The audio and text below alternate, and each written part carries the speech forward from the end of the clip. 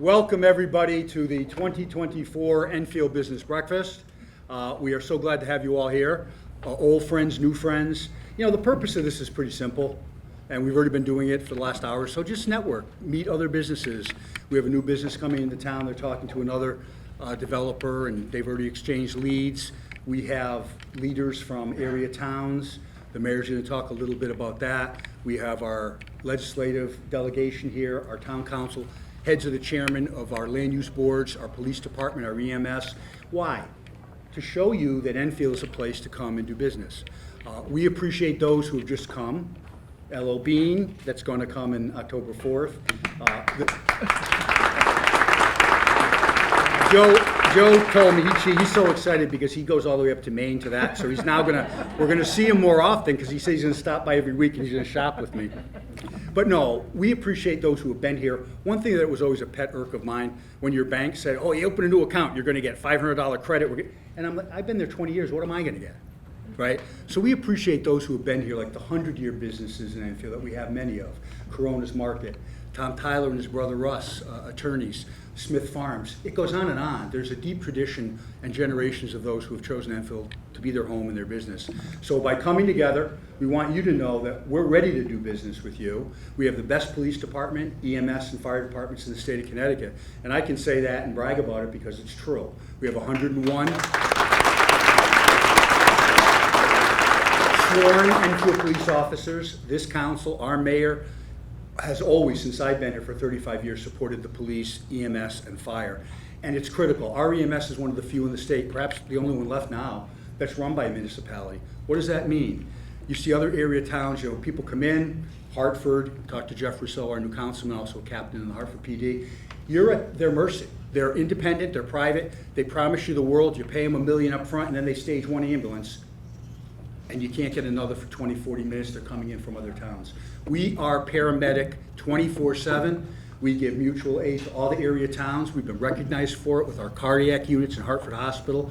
Our fire departments are all throughout the town. They're invaluable to us. We work together seamlessly, and that's why our response time is almost instantaneous, and that's important to businesses. I'm going to mention too, it's tough. We know the economy. I feel after COVID, it's like we went into the dark ages. And we're coming out. And in Enfield, we never stopped working. When we were here last time, we worked hard for the train. We've worked hard on a lot of projects, but it was kind of quiet.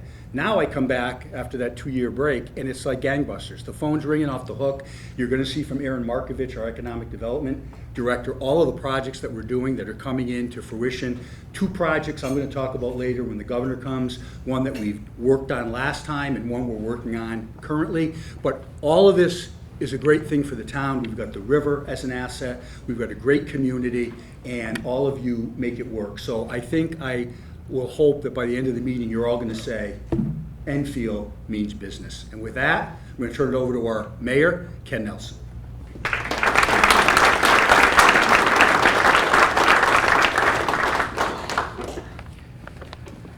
Okay, well, after that, I don't know. Chris is all nervous. He says, I don't have a good speech. Well, this is going to be hard to follow up. So I'd like to say thank you, Chris, for starting us off this morning. It is a pleasure to see everyone here. There are just too many people in the room to recognize everybody, and at my age, I'm sure I would forget one or two.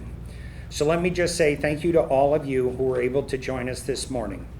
I would like to point out one person, though, who overcame many hurdles to be with us this morning. He flew in on the red-eye last night just so we could attend this morning. Congressman Joe Courtney, and I want to thank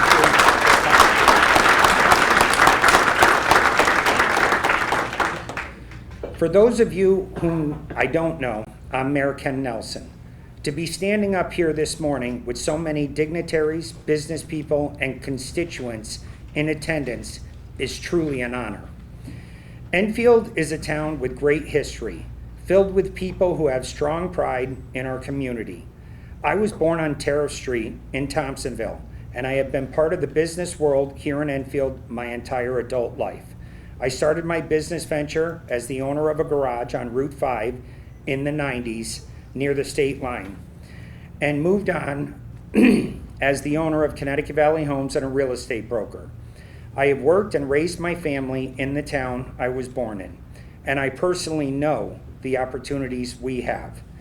Enfield has given so much to my family and I that I felt I had no choice but to give back. If someone had told me 20 years ago that I would be mayor, I truly would have laughed. As Chris said, we are the gateway to Connecticut. We also understand times are changing, and we are willing to change with the times. Later this morning, you will be hearing from Governor Ned Lamont, someone who appreciates our status as the gateway to Connecticut, a regional center, and sharing our services with our friends in surrounding towns. For that and other regional services, we reached out to our friends in the Northeast and created the Regional Municipal Government Cooperative. I'm so happy to see many of them here today. I feel that we are stronger together, and Enfield's growth in the future is an exciting opportunity to work together with our neighboring towns. I'll end with, we love having you all be part of Enfield today. We know this town is where you can live, work, and play, and I look forward to the exciting future we are making.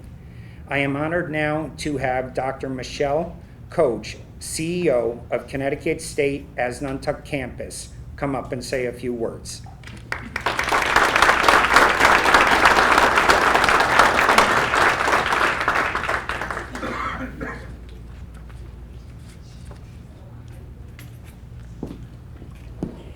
Thank you so much, Mayor.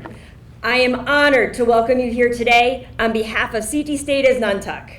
We are thrilled to have the opportunity to host this Town of Enfield Business Breakfast and have so many important people in our audience.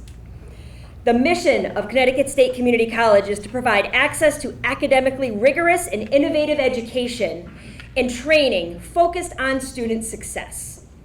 The college supports excellence in teaching and learning, makes data-informed decisions, promotes equity, and advances positive change for the students, communities, and industries it serves.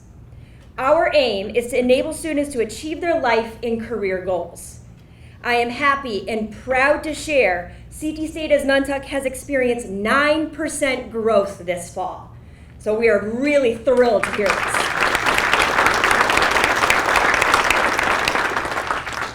Everyone attending today plays a part in our mission statement as a college. You are our communities and our industries. You hire our students within your businesses. Together, we are empowering students to earn a family sustainable and livable wage. 90% of our Connecticut State Community College students stay in Connecticut, and you represent their potential employment opportunities. Thank you for all that you do for the community and our community college. You are part of our community. As we say, we are a community college. We are always here to serve you and help prepare the workforce for your and our current and future needs. We look forward to the job fair being held here this afternoon. Our students will have the opportunity to visit and learn about many wonderful opportunities. Thank you for being here today.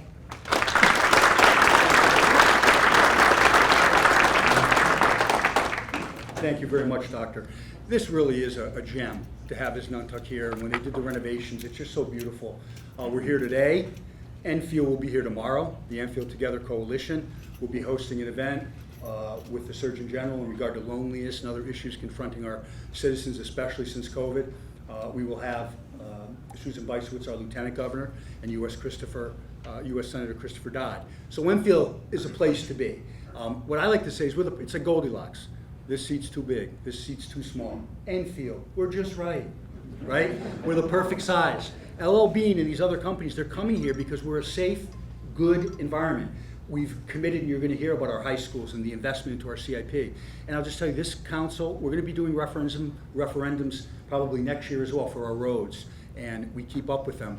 We've had consultants come and they do indexes of your entire town, and you get a rating. You're at 50%, you're at 40%. Enfield was at 82% to the good because every 5 years we invest the money to our roads. So I think we're a good bet, and we need partners, local, like Senator Kissel and Carol Hall, Tom Arnone, but also we then on the federal level, we need help from those like Joe Courtney, who's been a partner with us. He loves Enfield, he comes to Enfield, he's on the Armed Services Committee, he's committed to, in his district really, right, border to border, all the way down to the shore. Thank goodness we have Joe's advocacy at Electric Boat. Look at those jobs that he's brought to our district. One of those is my nephew, who went and became an electrician. It's the best job he ever had in his life for a young man. So thank you, Joe. The defense of the nation, trying to combat those forces at sea. We're being challenged by China. The Navy wants to double our nuclear submarine capacity. Congress they're fighting. The president recommended 2 new nuclear submarines, but it's in doubt. Joe works across the aisle. He doesn't care about politics. He works with Congressman Wicker, I believe, and others for decades to keep this nation strong, and we appreciate that. He's been a congressman since 2006, makes his home with his wife and children in Vernon. He's an asset to us, and it gives me great pleasure to introduce to you our Congressman, Joe Courtney.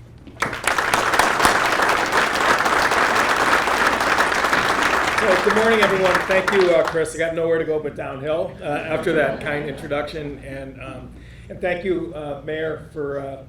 It's actually not such a hardship to take the last flight out of town. After the last vote, it's actually like a jailbreak there, where people are running for the airport. Yes. So, and really, congratulations to Chris and as Nuntuck in terms of pulling people together. Again, we go back a really long way.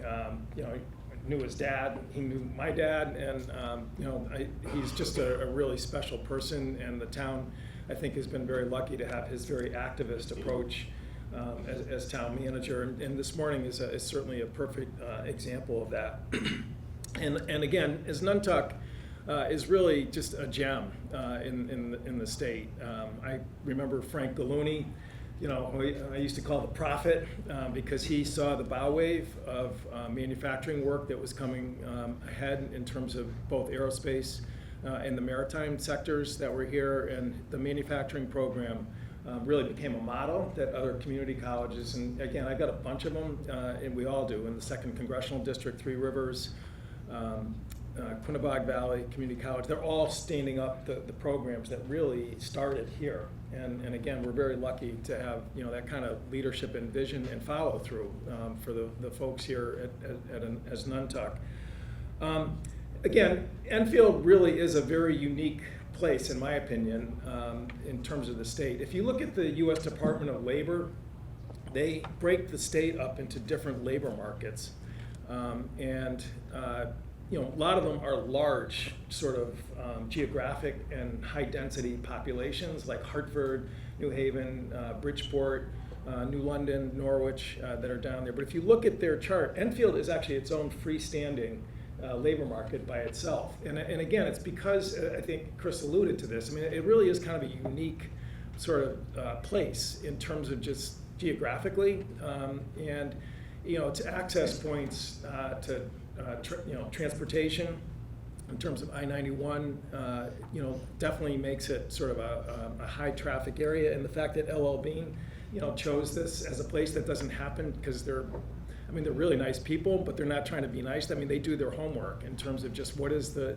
value from a market standpoint in terms of traffic, and I think they made a brilliant choice coming here, and I am very excited about not having to go up to Rockland, Maine, to go to LL Bean. But again, I think that really speaks volumes about the fact that this is a very unique sort of place. And again, it's clear when you look at the economy here, it is very diverse in terms of, you've got obviously an ag sector here, but again, the retail and the high precision manufacturing. I see my friend Paula from Phoenix Manufacturing here. We've been frequent flyers over at her office or at her site there because they do a lot of work for the F-35 program as well as other defense DoD programs. Again, a really thriving, growing book of business that's happening at Phoenix. There's others like PCX Aerosystems, which again is a big supply chain company for the helicopter programs, and again, doing great work, really talented people that are there, and really good jobs, really good high-paying jobs. There are submarine vendors here as well that are feeding into the supply chain. A lot of people say, why do you always talk about subs in Groton? But the fact of the matter is, if you look at the supply chain network that's feeding in, it's roughly about 500 small, really high-value, job-centered firms that are part of that whole enterprise. And again, if you look at the horizon ahead, I mean, we're talking, a demand signal that's going to go really into the late 2030s and probably beyond. We don't know what the world's going to look like at that point, but so Enfield really is contributing, in terms of just so many sectors. Healthcare, obviously the hospitals are very aggressive about citing Enfield in terms of walk-in services that are here because they get it. They don't do it just to be nice or by accident. I mean, they really study the area there in terms of just, what makes sense from a business decision. So, obviously that transportation nexus is I think drives a lot of that decision. Again, I think are going to enhance and expand that transportation nexus. And again, a lot of people in this room deserve credit for the decision by US DOT to put the Christie funds into the construction of the train station in Thompsonville, which again is actually kind of back to the future because it's bringing back a facility that used to be there and was again a perfect sort of place for people to access rail service. When we did the groundbreaking, and I think it was the former police chief was pointing out to me that Harry Truman made a whistle stop tour, in Enfield, and we actually found a picture of him, give him hell, Harry, on the back of the train right here in Enfield. And that train station, of course, doesn't exist today because they tore it down, sadly. But the state DOT is finishing the design work. I was with Garrett Galicchio, the commissioner of state DOT, a couple weeks ago at the Old Saybrook Rail Bridge groundbreaking, and he said that they're going to finish up the design work, and in 2025 they're going to break ground and actually get started in terms of construction. Again, the state legislators were a huge part of that with the bond money, that was secured to supplement and complement the federal funds that DOT, as part of the infrastructure bill, secured. By the way, that was not an automatic formula grant that Enfield got from the federal government. It was a competitive grant. And so there was, again, great work by the Chamber of Commerce, Town Hall, the business community in terms of coming together and really just demonstrating to the folks down at DC that this had deep and wide community support. And it's just going to be a very exciting day to see Enfield now have its own train station and it's just going to increase and enhance the walkability factor in terms of people, whether it's at Bigelow Apartments, and knock on wood, we're going to get that Enfield Mall development moving forward. Again, it just creates this really great synergy that's just going to take this area to a higher and better place. But what I would just say is, at the end of the day, it's all about sort of people communicating with each other to try and sort of get that synergy to grow more. And having a breakfast like this is really a way to do that. And so the town leadership really gets it in terms of the fact that if we're going to really create strong, good jobs, sustainable growth in the future, we just got to kind of make each other aware of what is going on, particularly obviously in the private sector side, but also making sure that great public services like the job training programs here at Nuntuck just gets the maximum utilization. Because again, it is just from the standpoint of the Armed Services Committee, Connecticut, which George Washington described as the provision state, the work that's done here in terms of aerospace and maritime realm, I mean, it's just, we're in a place right now where that's just going to be a constant, persistent, long-standing demand. And I'll just end by saying that, again, the success in terms of what we got with the train station and, what I think we're going to keep at in terms of that Community Investment Fund grant for the Enfield Mall redevelopment. Persistence is everything. Calvin Coolidge, good Republican president, that was one of his famous sort of Silent Cal doesn't have a lot of, but he's right. You know, persistence is everything. You know, as he pointed out, it's even more important than wealth or you know, even sometimes education in terms of, you know, how you actually succeed in life. And that's what I think we just got to keep doing. We've got to keep being persistent, keep talking to each other, keep pursuing opportunities that are out there. And at the end of the day, I mean, I think, you know, this you know, setting here this morning shows that people are really ready to do that, and that's going to be why, you know, we take this community to a higher and better level. So have a great conference today. I'll stick around for a little while longer, but I am a little bit up in the air from you know, traveling home last night. It's kind of like a jailbreak after the last vote. Everybody heads to the airport, as I said, and I'm glad I honestly was able to get a chance to come this morning and see everybody. So keep up the great work. Thank you very much.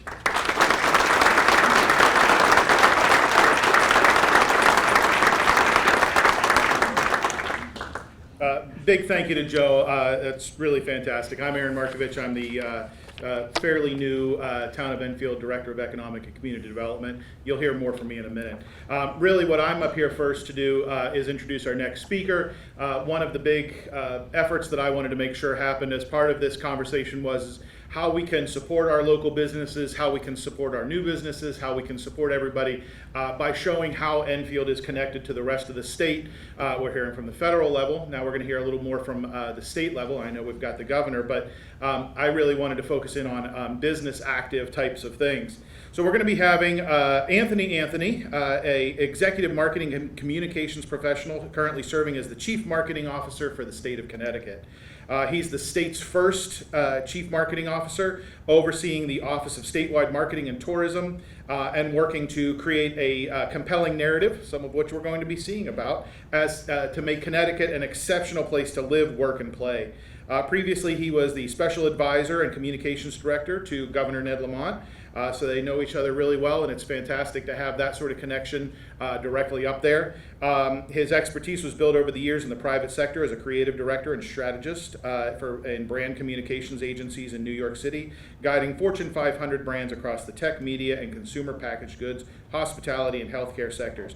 And that's actually where I sort of connected with Anthony first, was in that hospitality attraction side. Whenever I was working in nonprofit side of the world, we had some great conversations about America's 250th anniversary and how we can use heritage, which we know Enfield has a really great heritage, and we want to be able to promote that. Again, that's a foreshadowing. We'll talk more about that in a minute. He enjoys a good cup of coffee, which I'm glad we were able to deliver on. And actually, if I can pause for a second, I know he's not in here. If you didn't grab something to eat, these are students from the Enfield High School. They did a fantastic job. I know they can't hear us, but let's give them a round of applause right there. So I'll make sure they know that. Chef O's been fantastic. So anyways, I wanted to introduce Anthony and have him come up here and speak for a few seconds. And then Anthony, as I make my way back to the computer, I'll get you set up. Thank you, Anthony. Thanks, sir.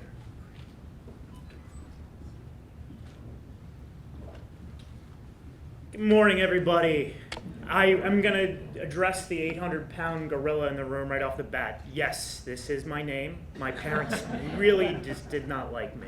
So well, we can talk more about that, and I'll give you the story later. On a personal note, before I jump in and share some valuable information for you all on how you can tell your story as a business as part of the greater state of Connecticut, I wanted to say how much of an honor and a pleasure it is to follow Congressman Courtney. When I entered public service in 2018, I left the private sector to jump into this world. I eventually ended up a staffer on the Hill, and I never expected, however many years later now it is, 6, that I would be following the congressman. So it's just amazing what a state like Connecticut can offer as an opportunity to really make your career, make your family, and make your future. So today, again, I do want to give you guys a little bit of an update on where we're at in the state, what it is we're doing, and more importantly, give you all the some value in how you can market your businesses. So just a little bit about myself so you understand who I am and where I come from. I have been in public service since 2018, moved to Connecticut in 2021 to work for the governor's office. Prior to that, I was on the Hill right after the 2018 midterms. I came to Connecticut by way of DC, but prior to that, I was a creative director and a strategist working with large brands. So with all these different experiences, I think the easiest thing I can say to you is what I've come to understand is how to cut through the noise. I mean, our news cycles are just absolutely bonkers, as you all know. Your phones probably blow up on a daily basis with all the stuff going on. So I think one of the things that we specialize in my office, as well as the state now, is really how to cut through that. And actually, this is one of the ways we have done that. These highway signs definitely caused a bit of a stir, whether you like them or not. That is okay, because they did exactly what we were trying to do, which was to drive the conversation and put Connecticut on the map. Yes, this is one of our 4 new highway signs. You all probably know the one that's just right up 91, saying that Connecticut is the basketball capital of the world. Go Huskies. Yeah, that's right. We can give it a little bit of applause. But ultimately, I think these signs do more than just drive conversation. They put a stake in the ground. They give us an identity. And I think that's one thing that Connecticut lacked for such a long time. When I started this role in 2023, we did a bunch of focus groups and surveys to understand how people both in-state and out-of-state felt about Connecticut and who we are and what we stood for. Out-of-state, I'll ask all of you, what do you all think that folks outside of Connecticut thought we stood for? Rich people? That's what most people would think. Insurance capital. I wish there was insurance capital, because that would have been better than just rich people. So it's either one, everybody thinks all of Connecticut is Fairfield County, which we sure all know that where we're at right now, we definitely are not. Or 2, they didn't have any opinion of Connecticut, which is just as problematic, but that's a huge area of opportunity. So we wanted, when we rebranded the state, which we launched about a year ago, we wanted to, again, put a flag in the ground, stand up and stand tall for who we are and what we do here. And I do think that our new brand and the stories that we're telling, it's a better story of Connecticut, is representative of this state of makers, creators, innovators, and entrepreneurs, and we're all driving force for good in the country. So we have, in fact, not just driven good, I think, and progress. We've got a lot of momentum. We've got the wind at our backs right now, and let me tell you a few different ways. One, over the last 3 weeks, since we unveiled these new highway signs, between the highway signs saying that Connecticut is one of the most welcoming states in the country, encouraging folks from Florida to move up here, and 3, last but not least, the revamped and refreshed Connecticut building at the Big E. Anybody go? Raise your hand if you've been. If you don't like it, you can complain afterwards, we'll talk. Between those 3 things, we have earned 6.6 billion media impressions. 6.6 billion, that's not million, billion. And for context, for anybody who doesn't know what that means, in all of 2023, which was a banner year for our office, we earned 4.2 billion media impressions. So in just 3 weeks, we increased that number by 61%. Compared to an entire year, which was an all-time high. So that's good. We are on the national scene, and people are knowing more about Connecticut. But bigger than that, pulling the lens back just slightly, we've had growth in the state. So economic growth, back-to-back champions, not just in basketball, but also in the regional economy. 2.1% growth over those 2 years. So we are leading the region. Hopefully by the end of 2024, we continue that. But it's not just economic growth, which is good for everyone. It's also population growth. I think it's an existential need. We need more people to come in Connecticut. We need it not just for our businesses, for productivity, but we also need more taxpayers. The governor says it all the time, and we take his lead. We don't need more taxes, we need more taxpayers.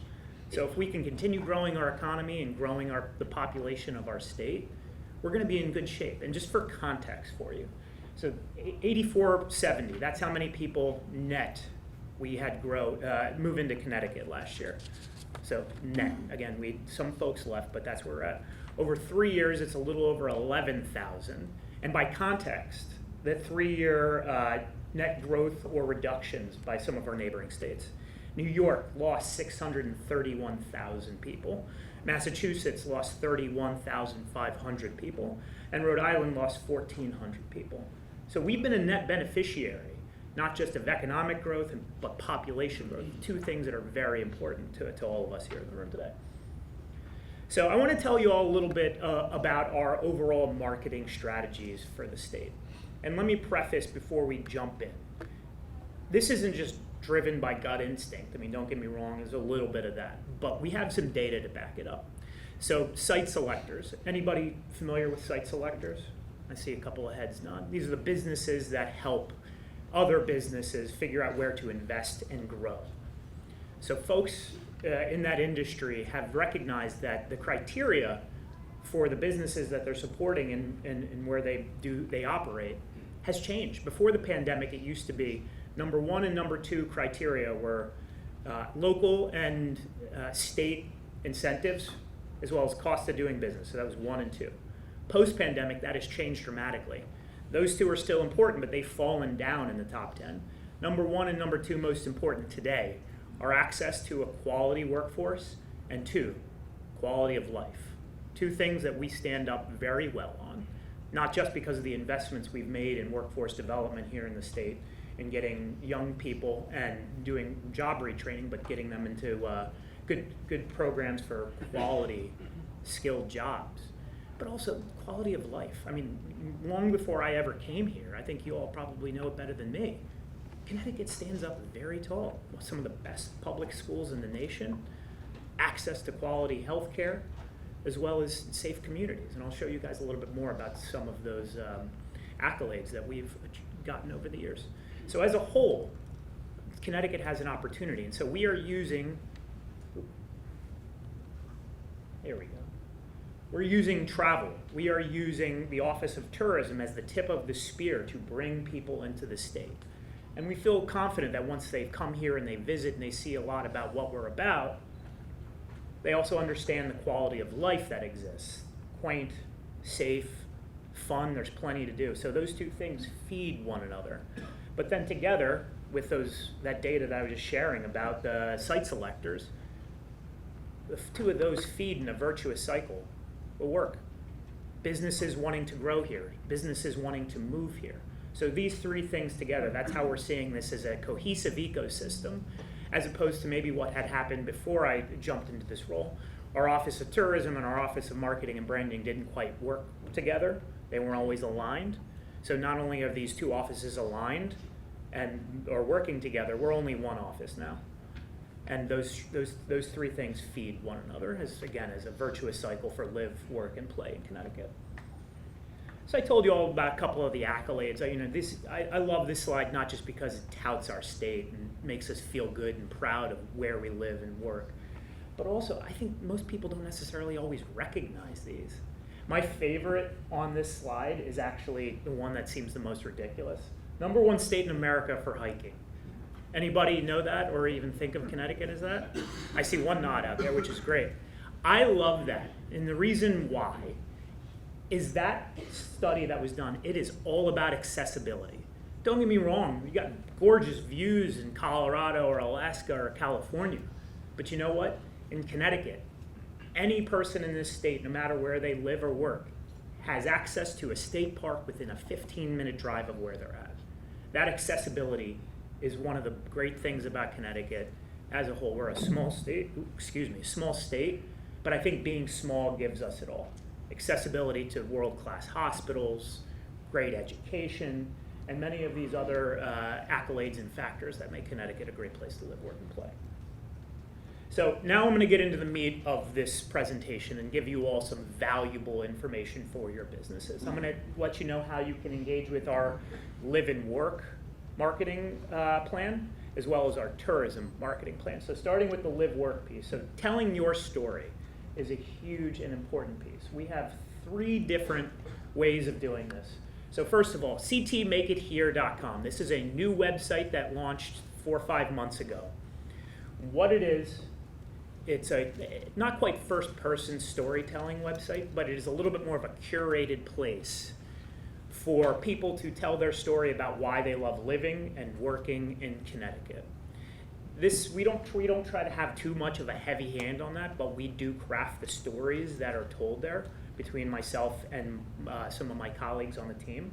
So what I'll do at the end of this conversation, I'm going to give you all my contact information as well as all the information that I'm about to give you. It's all in one handy document, so you don't have to take notes. We can just listen and learn, and then we'll have an opportunity for brief questions afterwards.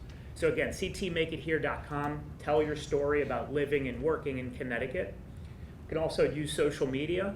With all of our combined social media channels that we have, we are considered influencers with our reach. So, more than 500,000 across the board. It's a pretty decent place to be, and we're only continuing to grow that. And last but not least, earned media. I told you all about that 6.6 billion media impressions. It's a pretty darn good number. Our team is working very hard on a daily basis to get those positive stories out there. So we're really trying to approach it to cut through the noise with something positive when, inevitably, what ends up standing out is often the negative. So I think we all need that dose of positivity and energy in our lives. So before we move on to the travel piece, I do want to share with you a short video. Again, about a year ago, we launched the new Make It Here campaign with the rebranding of the state. That came with a whole new state commercial, which if you haven't seen, you'll get a chance to see it right now. Dream, design, shape, repeat. That's what we do here. We're makers. It's why we came here and why we're here for good. High-tech helicopters. The country's best pizza. National championships. Artistic triumphs. Scientific breakthroughs in medicine and aerospace. This small state is one of the best places on Earth to build a family, a business, a home. So let's keep dreaming, designing, shaping, and repeating. What will you make next? Connecticut. Make it here.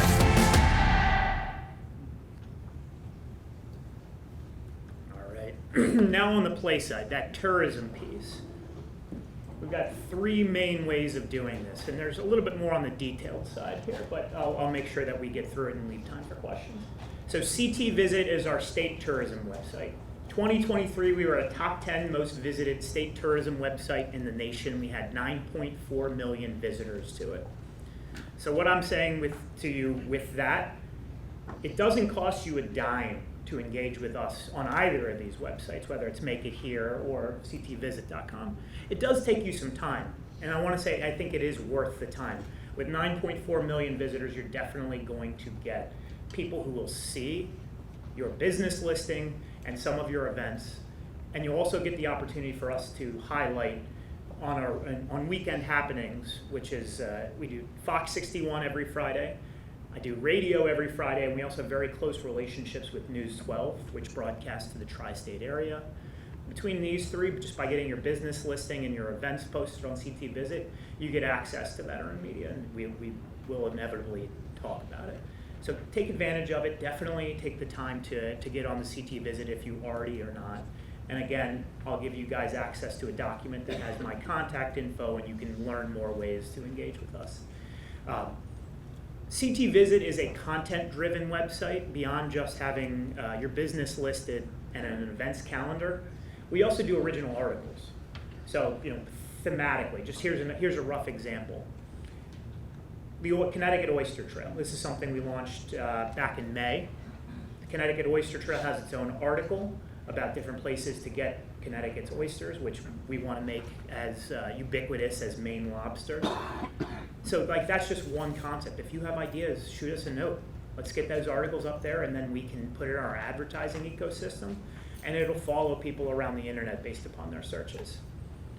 Social media, same thing. We can do content collaborations, or you can give us your event links and we can elevate those. And experiential, right now obviously the Big E is going on, so there's opportunities there every year. We'll have even more opportunities next year. We have our welcome centers where you can get your literature into, and those are open for a majority of the year. invite us to your events. We have a pretty large team. It's not just myself. We have our Director of Tourism, Rachel Lenda. We have our Brand Director, Ellen Wolf. And we have our Creative Director, oh, you're fine, thank you. We have our Creative Director, Morgan Nyrick. Between the four of us, invite us to your events. One of us will get there. We also have a community engagement specialist, Jill Larson, who would love to get all around the state after the Big E to make sure that she's not only meeting you, but making sure you're aware of what we're doing and how we can all collaborate. We're going to start this thing called Edutainment in the next month or so. We want to do it once a quarter. It just gives you valuable information and skills on how everybody can not only take advantage of CT Visit, but maybe do some stuff like great collaborations on social media, how to advertise your business on Meta or online, or trying to take advantage of other advertising opportunities out there. And then also, last but not least, you have your tourism districts. How many people know that there are 3 legislatively mandated tourism districts in the state? Raise your hands. 1, 2. Yeah, that is one thing we need to do better at. So we have 3 districts, Eastern, Central, and Western. And they are basically supposed to serve as the conduits for us on how we promote. So instead of Massachusetts has 17 destination marketing organizations, we have 3 tourism districts. So these are folks to engage with. If maybe they aren't as responsive as you'd like them to be, which actually I'd say maybe in the past that's how it was. Now all 3 of the district leads are fantastic. Work with them, work with us, and you can get basically double exposure. So with that being said, that is my whole shtick. Here is my info. Oh, I'm sorry. I'll give you my info after a fun video. No. As part of our rebrand a year ago, everything is under the Make It Here banner. Our tourism commercials, which you may not see here, but you definitely will see outside of the state, have that same type of message of making it here, but it's a little bit more fun, a little bit more lighthearted, and it's definitely showing the best of what Connecticut offers. This was our summer commercial.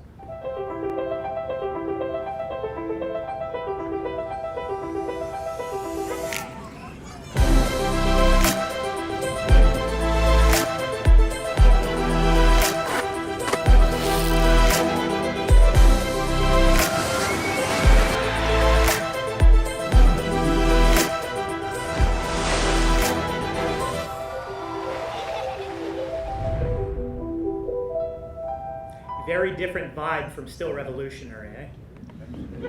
Yeah. We've found from a data standpoint that the vibrancy of that commercial, the speed, the energy, it not only helps us change perceptions of Connecticut, it actually makes people interested in wanting to go to ctvisit.com so they can learn more. And we know that when people go to ctvisit.com, a vast majority of them will book a trip to Connecticut within 12 months, or they will actually book it immediately. So again, getting on CT Visit is worth any time that you put into it. This is my contact info. I don't just give you guys this because, hey, it's a nice gesture. I give it to you for you to reach out. Send me emails, call or text. And that is basically it. The QR code links you to that document that I told you about. It has all the information that I gave you, but in much greater detail. Tells you who to reach out to on my team, if not me, to help you with this information. And we'll leave it at that. I appreciate the time. Aaron, do we have a moment for some questions? I think we're running behind already. All right, so I'm off the hook. Thank you all. I appreciate it.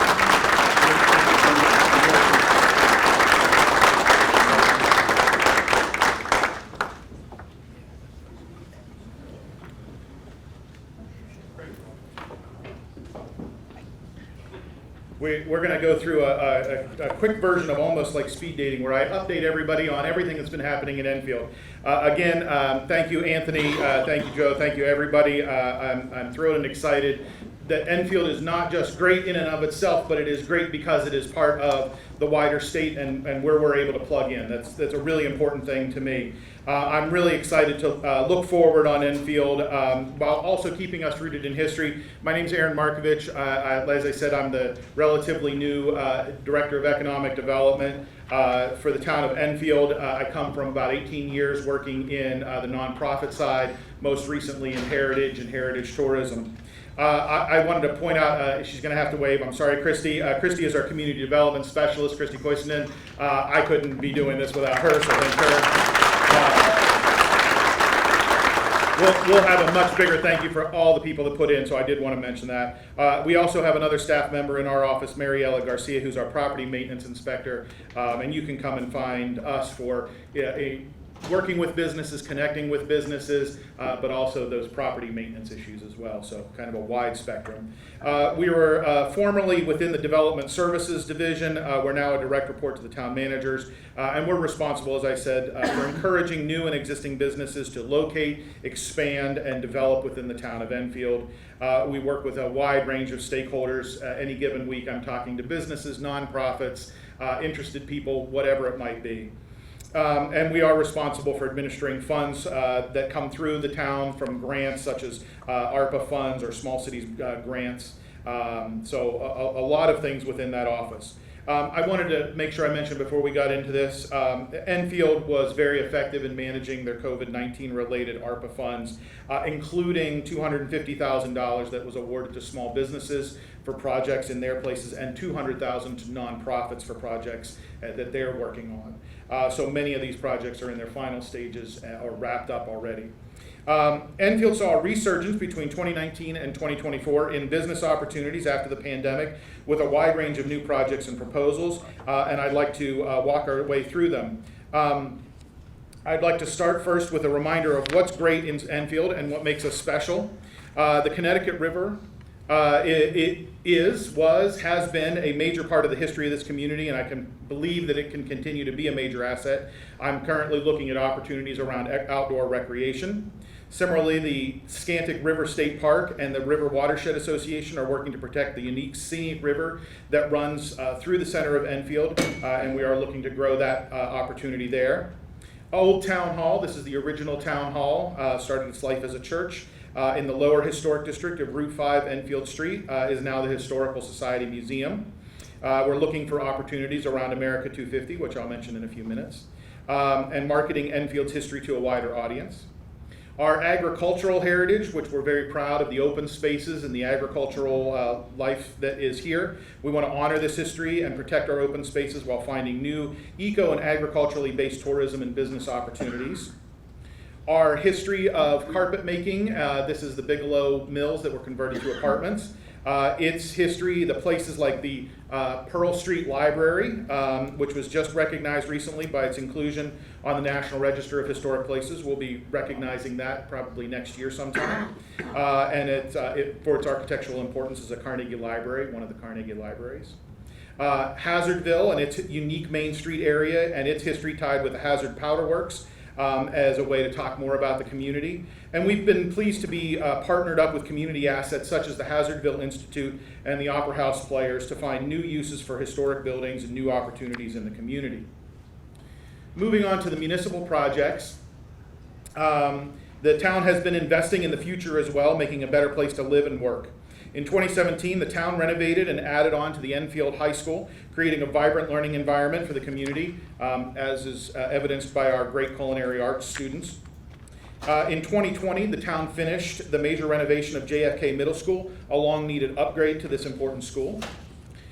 And recently, the town has been completing major work to upgrade Town Hall campus, including bathrooms and interior work, security upgrades, as well as improvements behind the building where new parking, lighting, and work with Higgins Park has created a great lawn, a walking path, a playground, and this fantastic band shell, which has been used for a very successful concert season. If you haven't made it out for that concert season, I really highly encourage you. I know Steve will tell you all about it, but it's a really great program, so please do come out for that.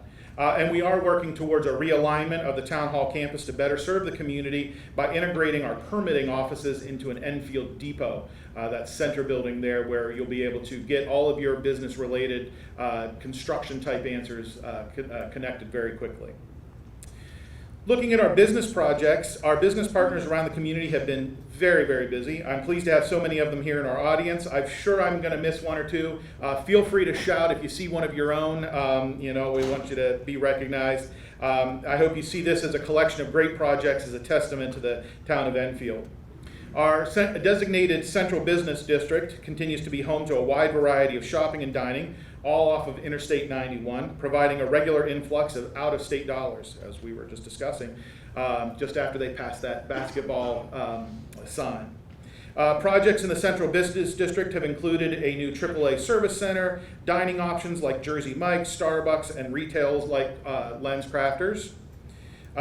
As mentioned, avid outdoorsman myself, I won't hide my excitement from the opening of LL Bean on October 4th. If you didn't connect with the LL Bean folks out there or take your picture in front of the booth, make sure you do that. We've had the arrival of the Instagram-worthy Raising Cane's recently, and was evidenced by the massive lines that snaked in, around, and over this place to get in there. It's a little bit better now, but not by much. We have the new super gas station, Noble Gas, in Soapy Noble. I know I saw a few of our folks here from that. With renovations over the pandemic, the Fairfield Inn and Suites sits ready for a variety of travelers and for the future projects that are happening around that particular exit up there. There's Alex. Hey, thanks. The Wynn Stanley has been a major player in Enfield for years with a range of logistics properties, completing the Advanced Auto Distribution Center, the Agrimark Eppendorf project, and are currently looking at future projects around logistics as well. On the health side, we've recently had the Trinity Healthcare building completed. I don't think it's quite open yet, but it's very, very close at 148 Hazard Avenue, creating a sort of a mini health corridor for Enfield. In Thompsonville, the Salas brothers developed a new home for the Community Health Center right downtown, and I'm going to talk about Thompsonville in just a quick second. This has been a very busy, active community health center. All-American Living project wrapped up with a great new facility, and I've seen a few of these types of projects coming forward. Mayfield Place apartments were finished and is a well-recognized, great opportunity for apartment living. The old Hazardville School on Hazard Ave led to new and interesting apartments inside there. It's a really cool project for a reuse. We saw Artoli Dodge rise from the ashes with a grand opening just this year. It was a fantastic program. One of the first things I got to do was go over and tour this exciting new place. And of course, we continue to support all of our existing employers in town, such as Eppendorf and many of you here in this audience, as the landscape changes since the pandemic. As Anthony sort of referenced there, we have a lot of changes that have been happening. But let's take a look ahead. We're excited about the future of Enfield and the way our partners and friends can work effectively with the town. I will mention there's going to be a few spots in here we're going to get deeper into after I'm done talking, but we're really trying to fly high and get across these. So the first one I'll start with is we're going to look back while we look forward. The America 250 celebration is the semi-quincentennial. If you can figure out how to spell it, go for it. Semi-quincentennial is the 250th anniversary of America. Will be celebrated on July 4th, 2026. And Enfield has established a new America 250 coordinating committee that will work with partners around the town to create exciting programs, support existing programs. We all know and love the July 4th program. We're going to turn it up to 11 and make that a fantastic program for everything.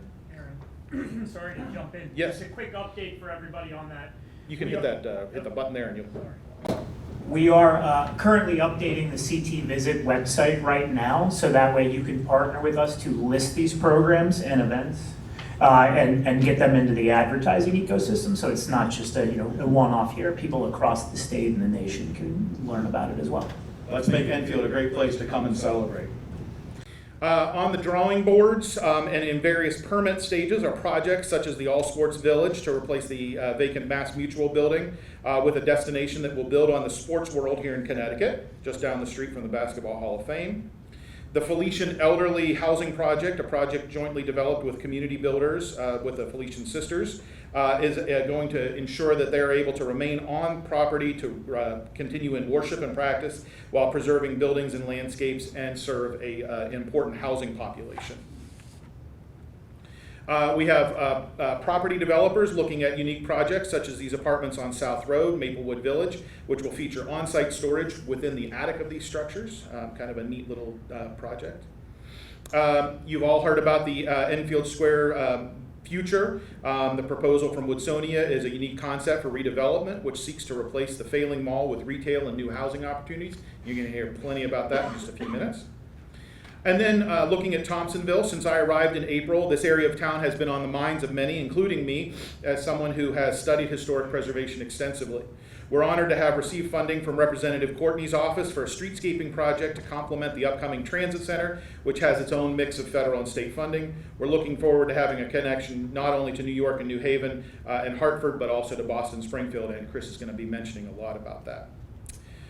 You may have recently heard about a major new project, and we're going to talk about that a little more in a moment. The first of many, I hope, that is looking at transit-oriented development opportunities near the future transit center and Bigelow Commons. This development is a multi-story apartment complex set above the Connecticut River. Will be a unique market rate complex, perfect for those living in Enfield and working elsewhere. It will also include a walking trail along the river, and I know our developers are here with joining us today, and it's going to be a really great project.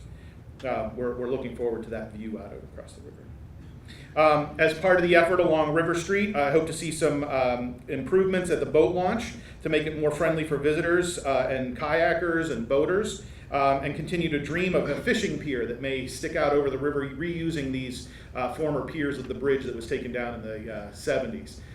So I'm a big outdoors guy, I'm a big scout guy, so I see a river like this and I just want to leave you all and go paddle for a while. So it's a real bug I've got. We also have been having a lot of discussion with owners in the downtown. Mi Cultura, if you have not been there, it's a great new restaurant addition to Thompsonville, just up from Corona's.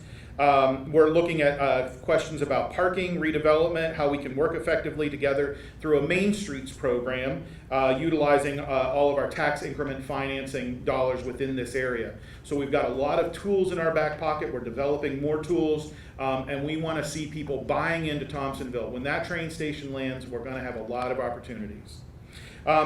One last item I'll touch on October 21st and 22nd, you may be getting an invite from me, especially if you signed up on our e-list sign-up sheet out there. We're going to be hosting a group of professional planners from the American Planning Association who will descend on Thompsonville, evaluating ways to bring our over 30 years of plans and concepts to life for the community.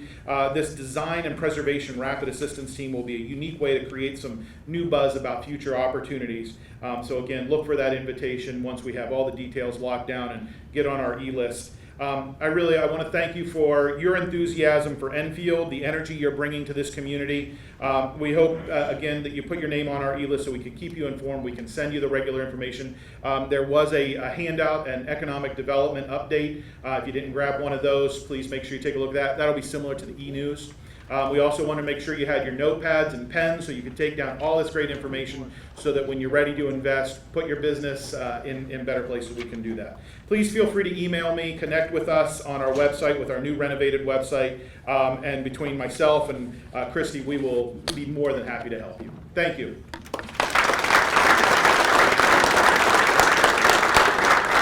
Thank you very much. As you can see in Enfield, we keep the trains running on time. We're a little ahead. When we did this last time, the governor came early, but our hope was that we'd take a little break now. He should be arriving in 10 or 15 minutes. Talk to each other, talk to Anthony. Great presentation, Anthony. I'm so happy that we can interface with you. I think you made a mistake in giving us your number because we certainly are going to use it. But until the governor comes, please visit, have coffee, a little more food, relax, and I think we have a really exciting remainder of the program when the governor arrives. Thank you.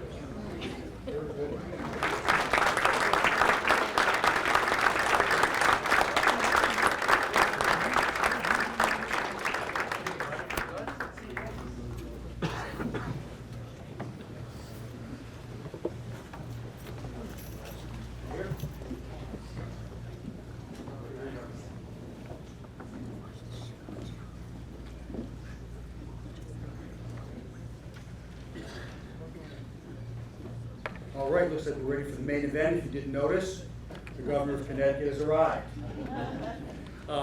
Very excited to have the governor.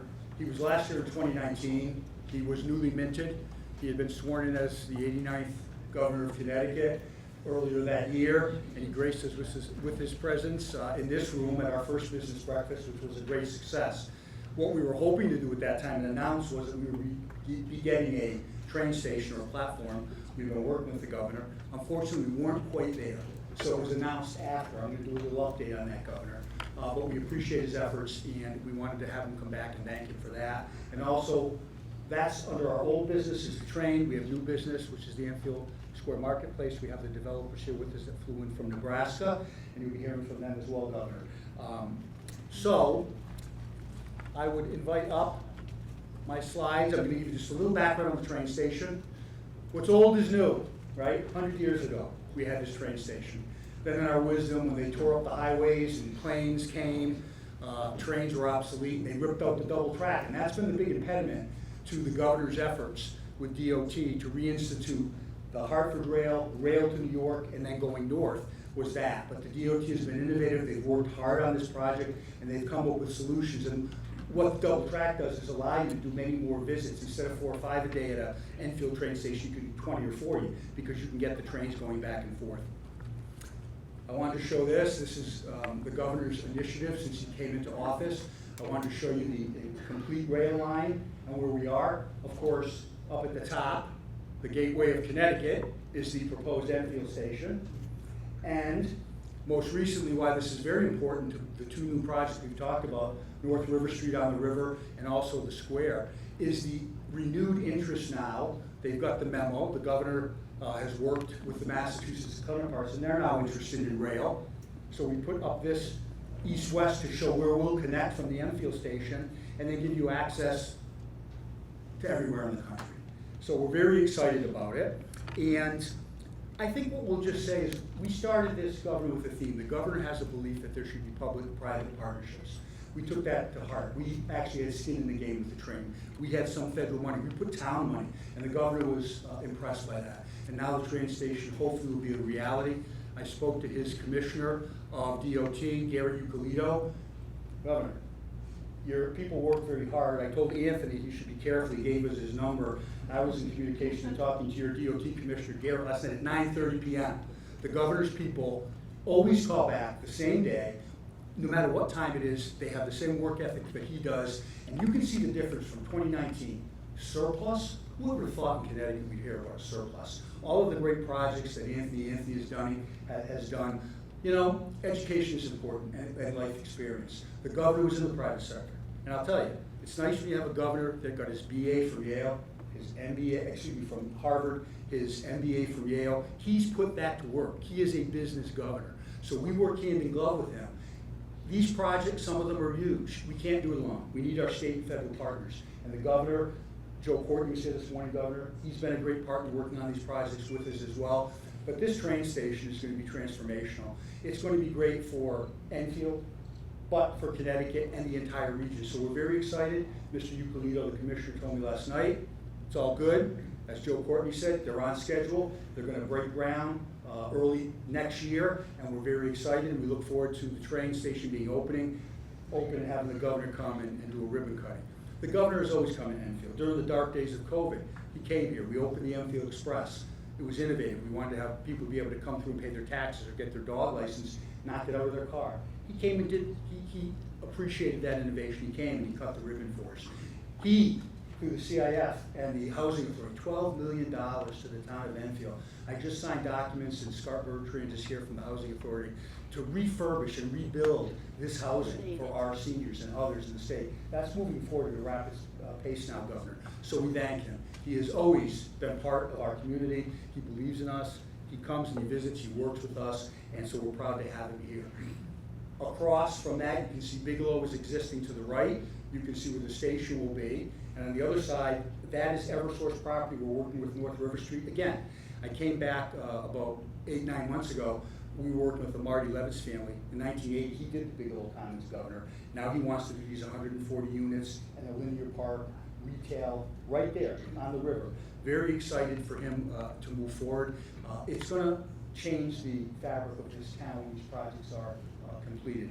And we thank the governor for his support and all of his people that work with us on these projects. So that's pretty much it for the train station. We're very excited. We'll have the governor back when it comes.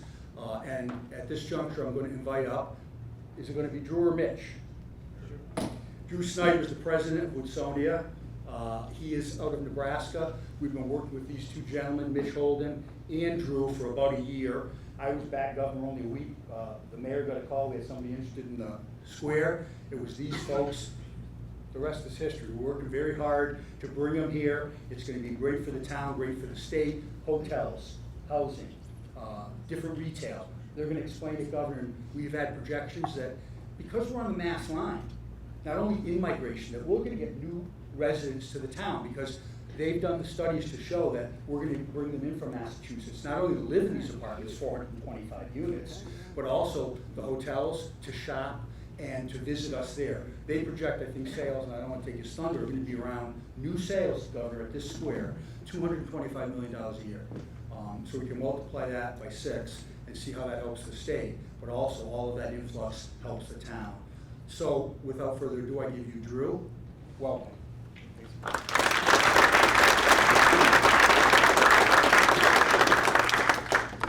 Well, thank you, Chris. Yes, Governor, great to meet you as well. Appreciate you having us. As Chris mentioned, I'm Drew Snyder. This is my business partner, Mitch Holland. We're with Woodsonia Real Estate. We're out of Omaha, Nebraska. And this is our first project in Connecticut. So it's been great. I think Anthony had a great presentation. We have been working on this for about a year. And I can't remember which slide, but there was one second happiest state, I think, in the country. I think we would vouch for that. It's been great. And just been great to get to know people and build relationships. I think that's really important. So we are working on the infield square. We have a short presentation I'd like to take you through. And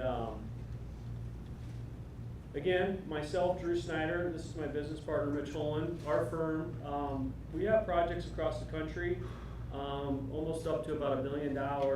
We got involved in infield through an existing relationship. The real estate business is all about relationships.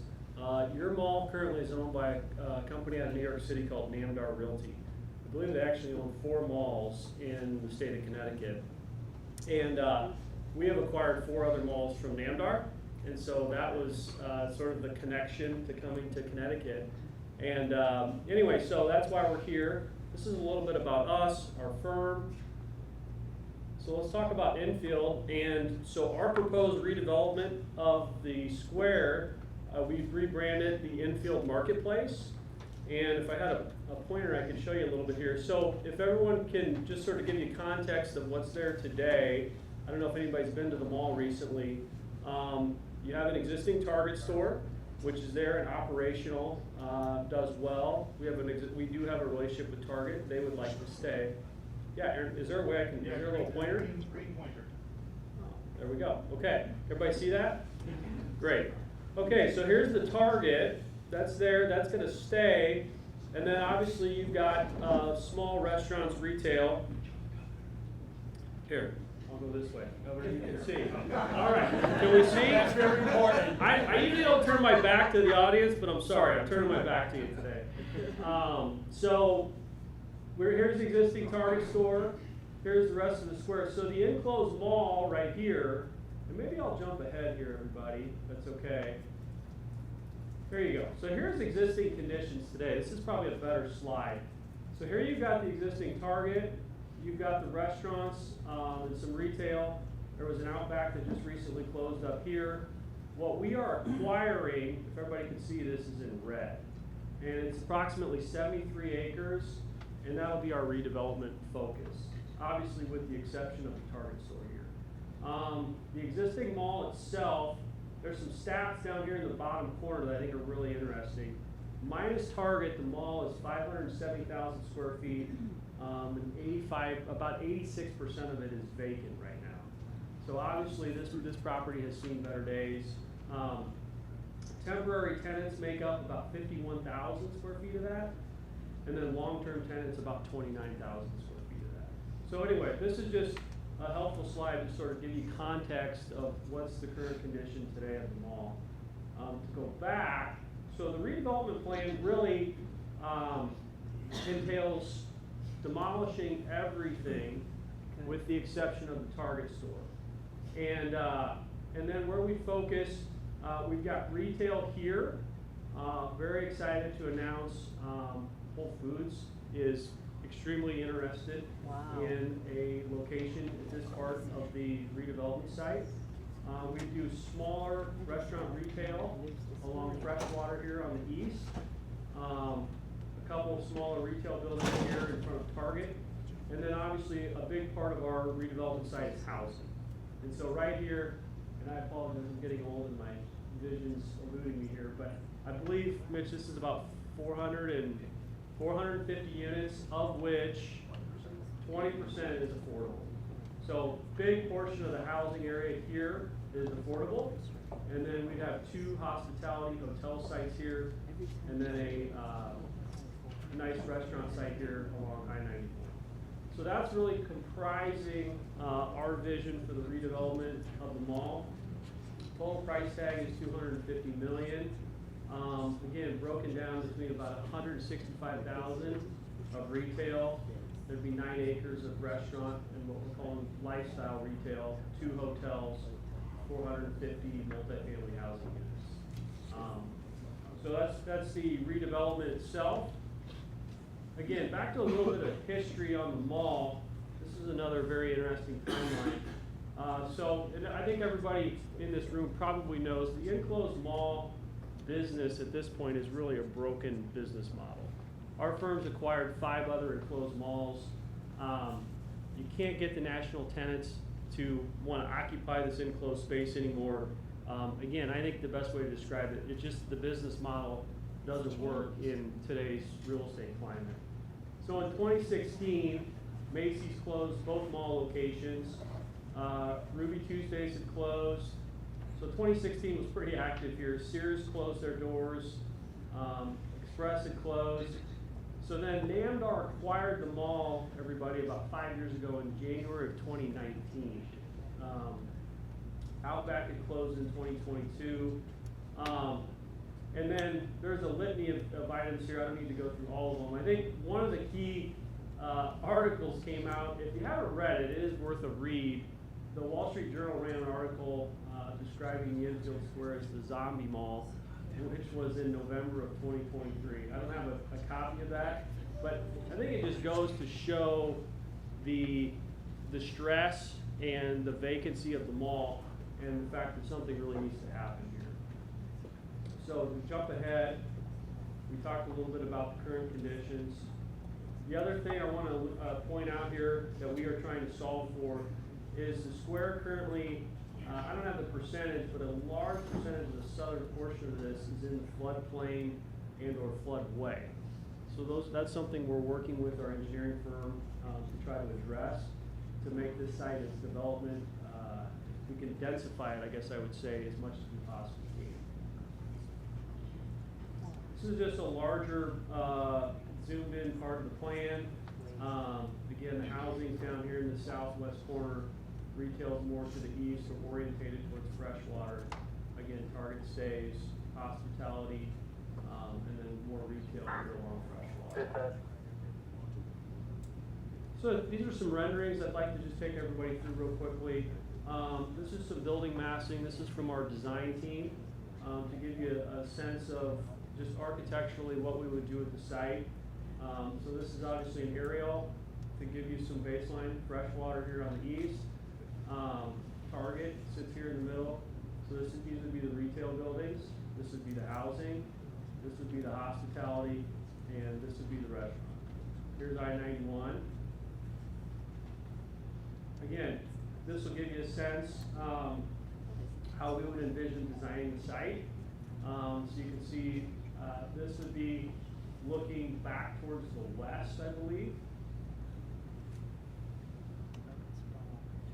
This is just a couple different shots of the redevelopment site. This would be looking again towards the west. You can see the multifamily here. These would be 4 or 5 story multifamily buildings. This would be Target.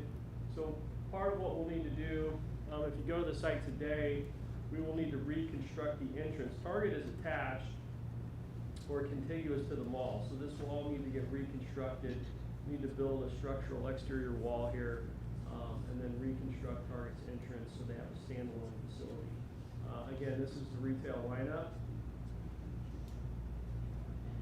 Oh, and then we just included a couple slides. As I mentioned, our connection really here is our relationship. I'll turn back around now. Sorry, you don't have to look at my back. But Namdar Realty. And so we have acquired multiple properties from Namdar. This is a mall we acquired recently in Council Bluffs, Iowa, called Mall of Bluffs. This was another mall we recently acquired in Grand Island, Nebraska, called the Conestoga Mall, which is anchored again by Target. Similar size project. This is about a $250 to $300 million redevelopment of that mall site. This is just a layout of that project.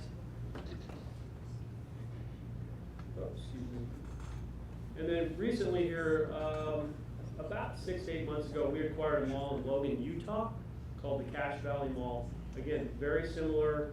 The fundamentals were the same. Great location. It was an enclosed mall. All of the anchor stores, similar to Infield, all of the anchor stores were vacant. We completely demolished the mall. This will be anchored by a Target store, which you can see here, housing on the east side of this site. If anybody's been to Logan, it's a beautiful area. I would have said Utah is the #1 hiking state in the country, so you shocked me. That statistic shocked me. Science. So anyway, I don't know. We may need to fact check that, but anyway, so we've spent some time in Utah, and again, more renderings on this project. And with that, that's the presentation. So, town's been fantastic. As Chris alluded to, we've been working on this project for about a year. We have made an application to the state for CIF funding. We would love that support. And we think it's a very worthwhile project. And with that, I'm happy to open it up to questions and talk to anybody more about the redevelopment site. I just have one question. Why are all the anchor stores leaving the enclosed mall? Do they want to have their own piece of real estate? What motivated that change? You know, I think the Sears, the Dillards, the Macy's of the world, the business model has just changed dramatically. And online presence has changed. I think the profitability of these companies just isn't what it used to be.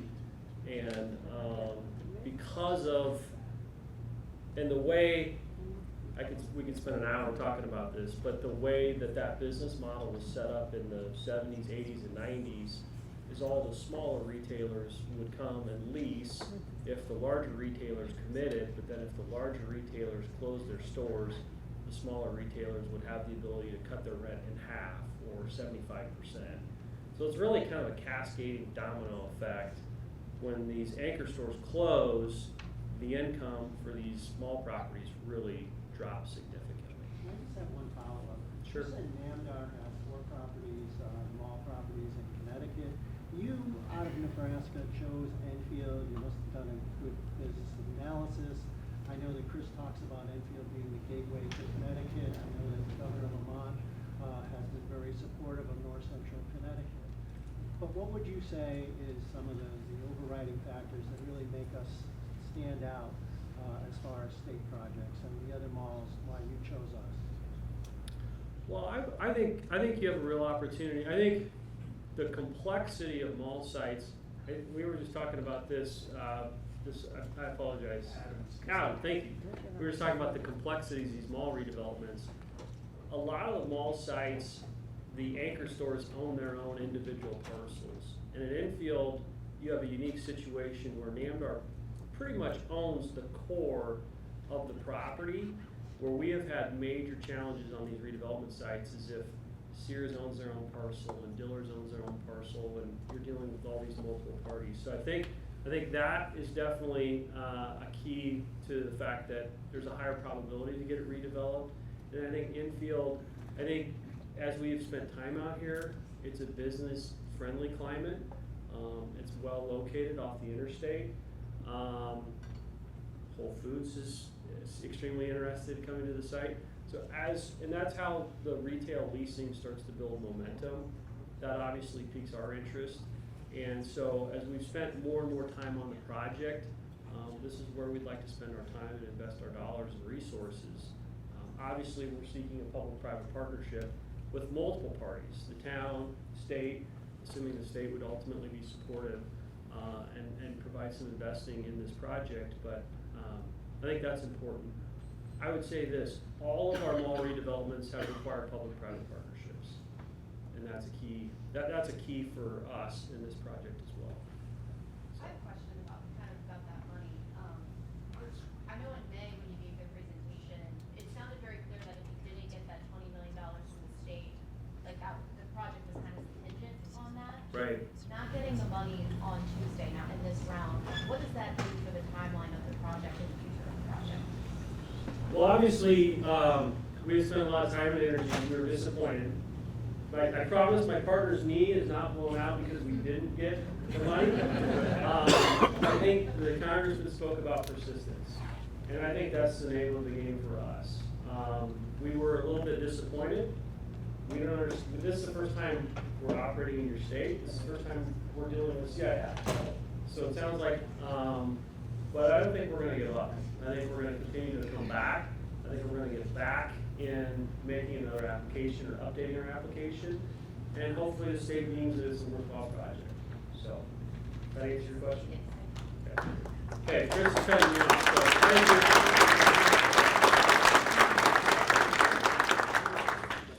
Thank you very much, Drew and Mitch. And let me just tell you, that's perhaps the gorilla in the room this morning. We applied for the CIF. Tuesday, they released the list and we weren't on it. We weren't really surprised. We've been working hand in glove with Matt Leglise from the Economic Development, the governor's staff. We have to get in line. This is a big ask. It's the largest in history.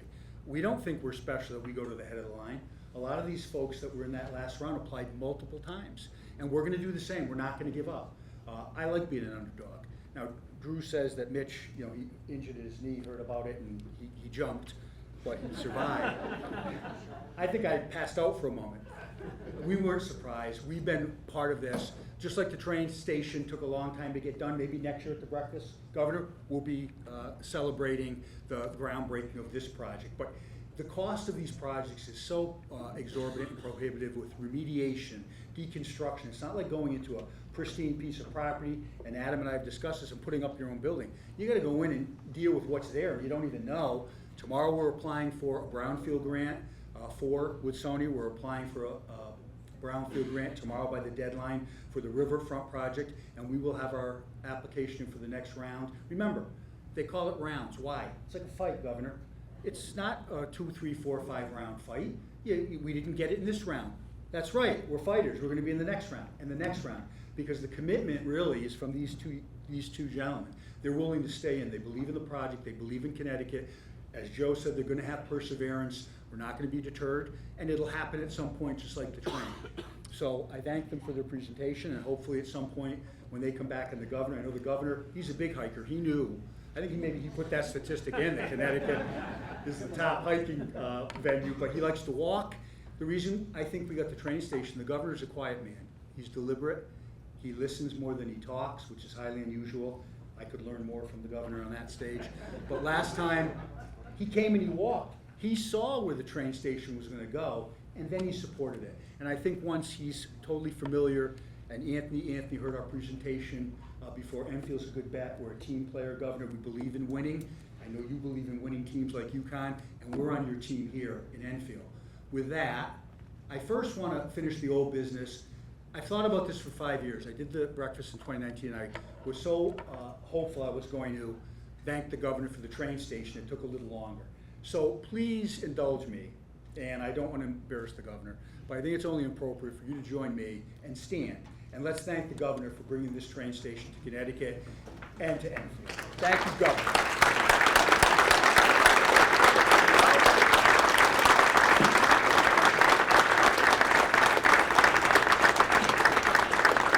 Good morning, everybody, and all right, Chris and Drew, I got the message. Very subtle, Enfield, very subtle.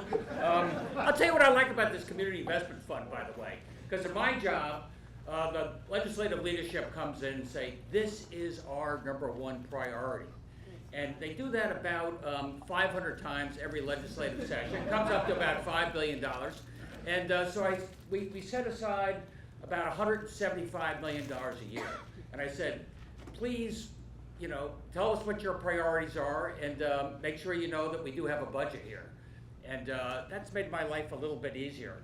You know, that said, as you know, Chris said, by the way, he's the only guy, I told everybody a year ago, nobody younger than me is allowed to retire because we need more people working in this state. You're the only guy that took me seriously, which I appreciate.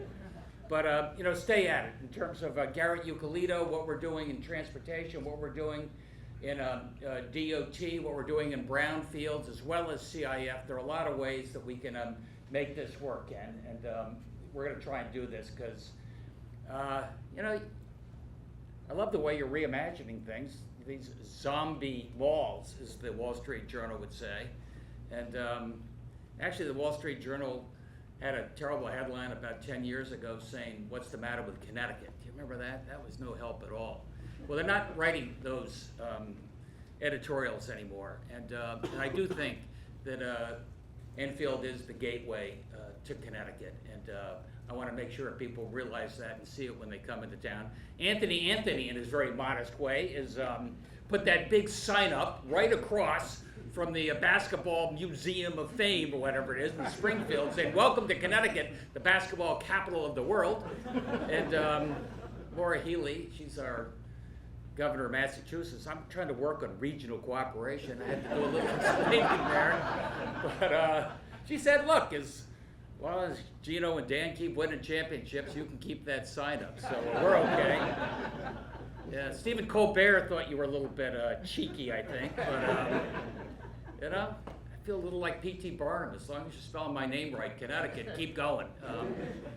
I'll just give you a little update on where I think we are as a state. I think Enfield's got really good pep to its step right now. I love that Snuntuck. I was taking a tour around here with Michelle. You know, a lot of our community colleges, you know, I got this incredible workforce need, training people for the jobs that are out there. More jobs than people. I need the community colleges succeeding. Many of them are not at full capacity, to put it gently. Snuntuck is. And I got a real hoot out of the fact that Metallica has given you the grant to do metal bending, and what a difference that makes. That's pretty clever. That's really clever. Real fast in the state, I think we're still doing pretty well. I think we're one of the fastest growing states over the last couple of years. We couldn't say that for many years, as you probably know. Population continues to grow. More of our young people are staying in the state. More new business startups than ever before. Our budget is, for the 6th year in a row, seems to be in pretty good shape. You know, balanced with a little bit of a surplus. Surpluses sort of burn a hole in legislators' pockets, by the way. So we're going to have a good legislative session coming up. And by the way, our biggest Achilles heel was, you know, our big pension debt. We were just putting it on the credit card for the next generation, going back, you know, 50 years. And our pensions have gone from, you know, 35, 40% funded to, you know, 50, 55% funded. We got a way to go, but we're making progress, and people are noticing. Things that I think about every day, you know, the budget's going to be interesting coming up. We had a lot of one-time COVID-related expenses.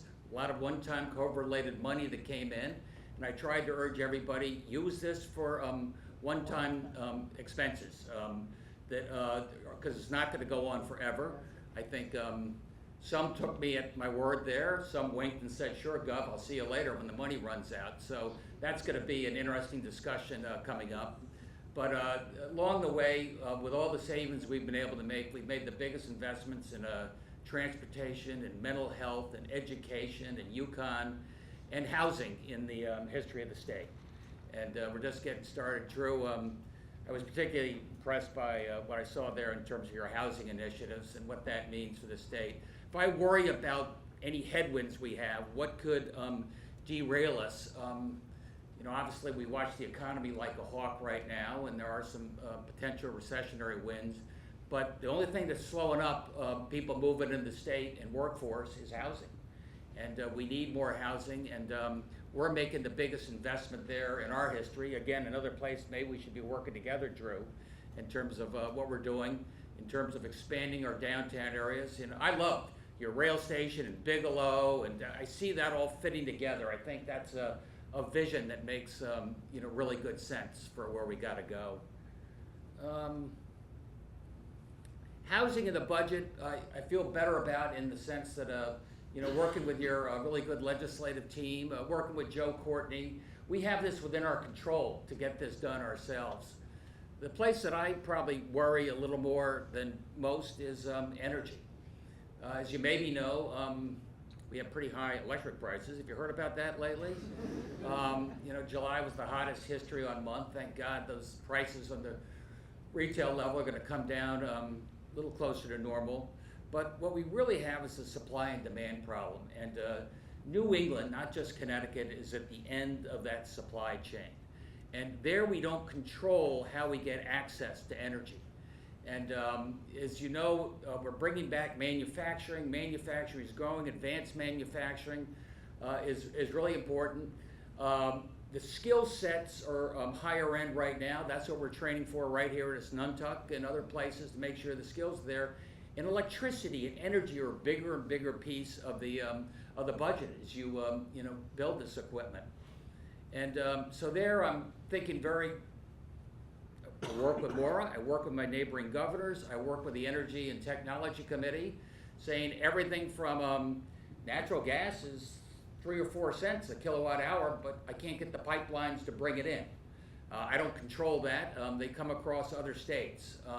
We bring a fair amount of natural gas in by liquefied natural gas. That costs twice as much, and we can store some of that in Everett, Massachusetts, and we were able to you know, provide some relief there. We're doing more in renewable energy than ever before.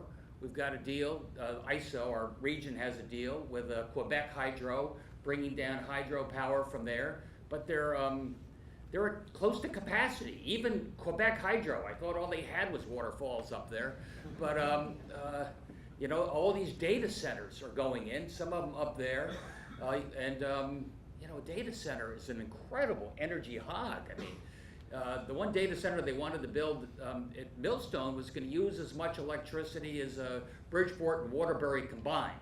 So you maybe see Northern Virginia and Maryland, they're beginning to have brownouts because of the demand there. So we need more energy supply. You maybe see that a lot of states were shutting down nuclear power plants 6, 7 years ago. We didn't do that. We made a deal with Millstone to keep them going. And those plants, even 3 Mile Island, those plants are beginning to reopen because we need that power, and it's always on baseload, carbon-free power. A lot of talk about wind power. Have you heard much about that? And you know, I'll just say, obviously, we believe in wind power. We did State Pier. We're doing Revolution Wind right now. We're doing Revolution Wind in, with Rhode Island. That's going to turn on within a year. Those turbines start going. I thought the cost of wind power was going to go down as we got the supply chain revved up and such.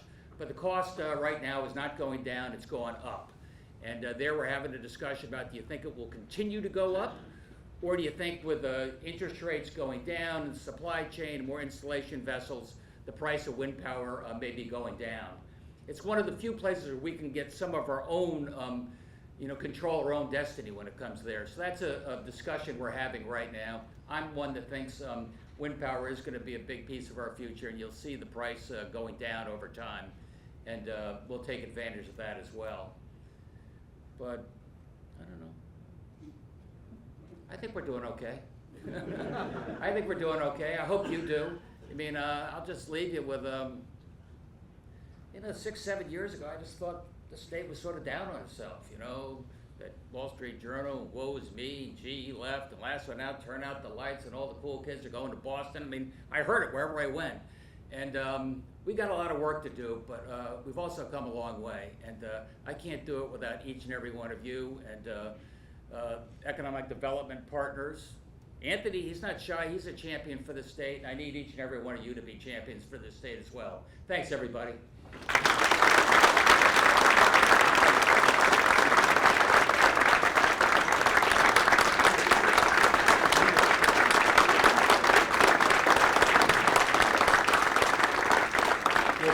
conclude our breakfast, I want to thank the governor. I think after the governor talks, you see his vision, his enthusiasm, his work ethic, and it's no wonder he's one of the most popular governors in the country. So we thank him again. We thank everybody that participated and came today. And Governor, the mayor will let go of your ear for a moment. We have a job fair today, Governor. You talked about we're bringing businesses. This afternoon we have over 50 vendors from all over the state, a job fair. We partnered with Hartford Workforce and it's Nantucket. As you said, we're going to bring the businesses here to Connecticut and Enfield. We're going to bring the employees to you. The governor now is another stop. I won't preempt it, but we have a Stowe Early Learning Center. We're not only going to bring the businesses and the employees, we're going to have you live here, but then we need safe and affordable daycare and education for our children, and we've been recognized as a leader in the nation for that. No small part to the governor's input there as well. So thank you, and have a good rest of your day.